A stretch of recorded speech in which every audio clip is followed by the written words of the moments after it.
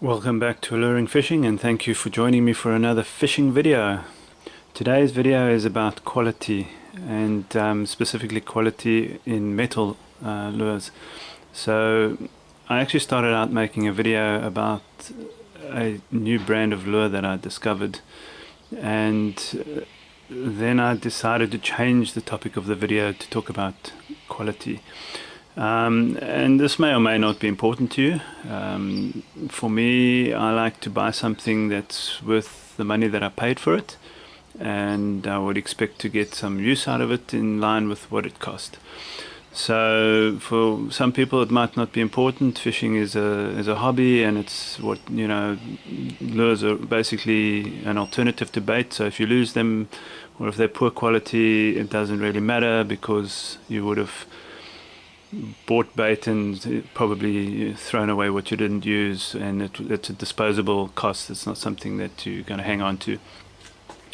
So it's different things to different people, but I mean, people buy quality cars and they expect them to last, and you want to know why something costs what it does. So without further ado, let's talk about the quality. And what I've done here is I've lined up a whole range of different metals that I use and have used, and from left to right in order of quality. So on the left hand side we have the iron candies, which are, in my opinion, very, very high quality.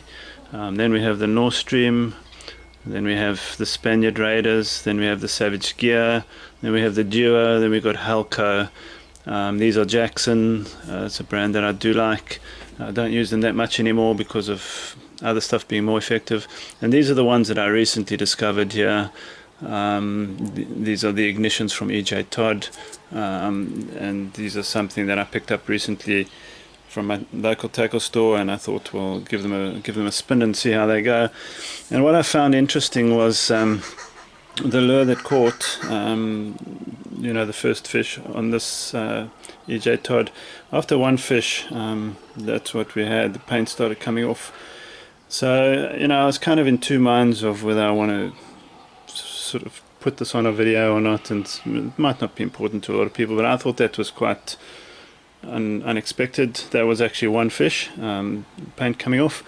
It kind of reminded me of the Gillies bait fish, which also after one or two fish the paint comes off. And these are such poor quality that basically after a few fish they bend, and they're not even they don't even swim straight anymore. But these are very effective at catching fish, and they're only about $4 or $5. So I suppose what needs to be taken into account is, what does it cost? If you lose it, does it matter? Can I replace it? Is it effective catching fish? So yeah, so the concept of what I wanted to put on the video is kind of changed, and what I'm trying to get to is that something like an iron candy, so that's probably caught 10 fish. Okay, not a color that I've been hugely successful on. The silver, this has probably caught 20 fish. There's no sign of any damage on this really. There's a couple of teeth marks on it, but it's very, very durable. This is a recently opened iron candy. Probably caught 5 or 10 fish. Still looks like new. It's got a little nick there, but you can kind of see in the light the teeth mark. Teeth marks. This one has probably caught 30 fish. A lot of teeth marks on it, but the coating's still not coming off. And these fish which I'm talking about are primarily tailor. I mean, this lure has been hammered, and you can really see it's been chowed down on by many different fish. This one's probably caught in excess of 50 fish, maybe between 50 and 100 fish. The coating is still intact. It's not peeled off. There's teeth marks from every angle. This thing has really been ripped apart by a lot of fish, and I mean, it's coming off at the back and maybe a little bit in the front, but ultimately it's a durable thing. I mean, it's probably 4 or 5 years old, and that's primarily why I like the iron candies. And they cost $15 a pop, so they're not cheap. Whereas this EJ Todd, 750, you know, it's half the price. So for every, you know, you get two for the price of one in terms of an iron candy. But if you're going to go fishing and one fish produces that, then I don't know, do the fish care? Are they still going to bite on it? Don't know. It's got a silver coating underneath the purple, so you could probably even still use it, but it looks like that's coming off quite quickly as well. So things like the Jackson, I mean, this hasn't caught any fish, so it's still pretty new. Kind of gave up on this one because it didn't catch me anything, so I just left it. Halka Twisty, excellent quality lure, absolutely excellent quality, but then it's hard not to be. I mean, this is chrome.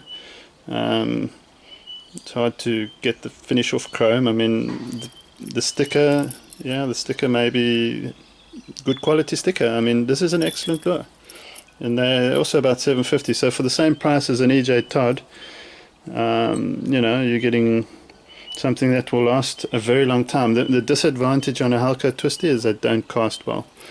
They catch fish, no question. You have to change the trebles, although the treble, I mean, to singles if you want to keep the fish hooked on.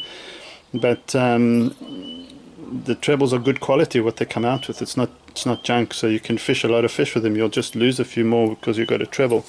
The Duo, a really good quality lure. The covering hasn't, this has caught quite a few fish, and the covering hasn't started to come off at all. Made in Japan, but these are again $15. Best value for money, I would still go with this. You know, it's just that the coating does come off of these. You can see at the back there, it's going white where they get hit, you know, where the teeth are, where the fish take them. But for well, I see BCF has put their price up on these now. They're $9, $10 now from $8. So they were $7.99. So they obviously sell well, but still good value for money. But Spaniard Raider, very good quality lure. Nothing comes off. This has caught plenty of fish. Very similar to a Halka Twisty, just quality doesn't you know, just lasts. And the North Stream, brilliant. I mean, these have caught many fish. This one's caught many fish. There's no sign of anything, of any marks on this. So that's really what today's video is about. It's short and sweet. You know, it's a question of what do you find important when you buy a lure, and I suppose there's the pros and cons of quality. Is, you know, sometimes we need to not overanalyze things. You know, there's the element of value for money versus the ability to catch fish versus the ability to be durable. Cheap lures they're disposable, but they're still useful if they catch fish. So I mean, if you find something like the Gillies bait fish, it works, it catches fish, and if you've got to throw them away after 4 or 5 fish, but they keep working, there's an element of value there because you know that you're going to catch fish.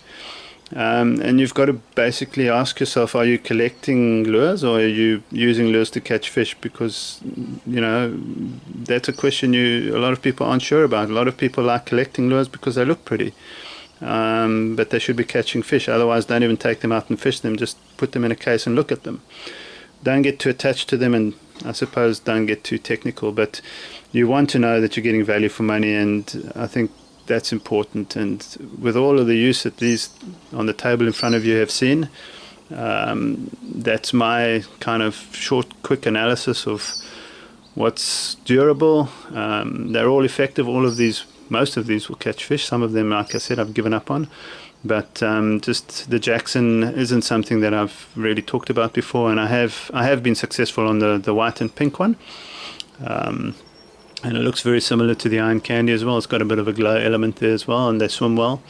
They're about $12 each. So hope this has been informative. And helps you to make an informed purchase decision. Again, I'm not sponsored by any of these people, and I'm not saying any of these are bad products. Just giving my analysis on what I've experienced out there using them in the field, and passing that information on to you guys, because these are the kind of questions that people are asking. What am I getting when I pay money for something? What does it do for me? How effective is it? And how long will it last?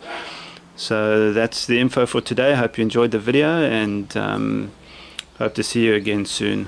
Cheers for now.